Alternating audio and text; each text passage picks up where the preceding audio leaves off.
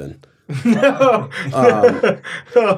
Yeah, I mean, like Earmuffs again. There's been no. This is actually one of the first stories I told to Britt, which is like surprising that she slept with me afterwards.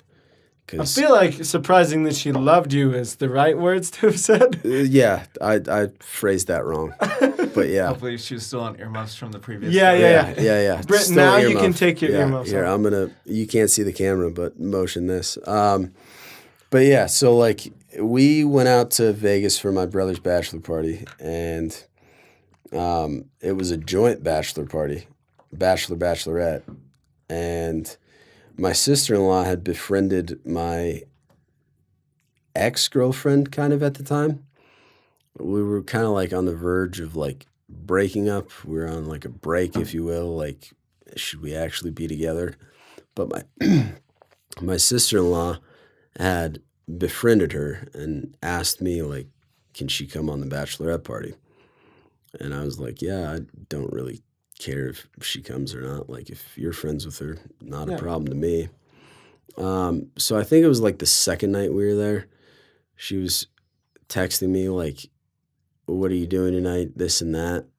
And kind of like standoffish, like not really like responding to her because we were going to the Spearmint Rhino, which is a great establishment for any people going to Vegas. So we go to the Spearmint Rhino, and this girl that like is giving my brother lap dances.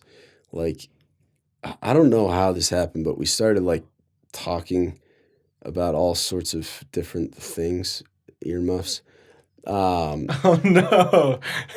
And that escalated like fairly quickly to the point where like it was like, what time do you get off? Like, what are you doing after? Like, let's meet up, let's do this, let's do that. And I ended up buying a room at the Treasure Island when she got off. And we were on a little bit of cocaine. No. And it was just like the filthiest thing I've like ever done. Am I allowed to like speak freely? Is this? I mean, I feel like we're in it. We're in it, But yeah. also we'll have to put like for sure like a 18-year-old or less. Don't What listen to this. children do we know that are listening to this, except for That's maybe fair. my little cousins? Yeah, it just gets fairly like. I mean, not like terrible. I'm sure people have told worse stories, but. But yeah, so like essentially, like I end up having sex with this girl, this stripper. Nice terminology. I don't want to call her a girl because stripper's better. Yeah, I like that you adjust. Oh, that's demeaning. I'll call her a stripper. Stripper. I end up having sex with her without a condom. Both. Yeah. We'll leave it at that.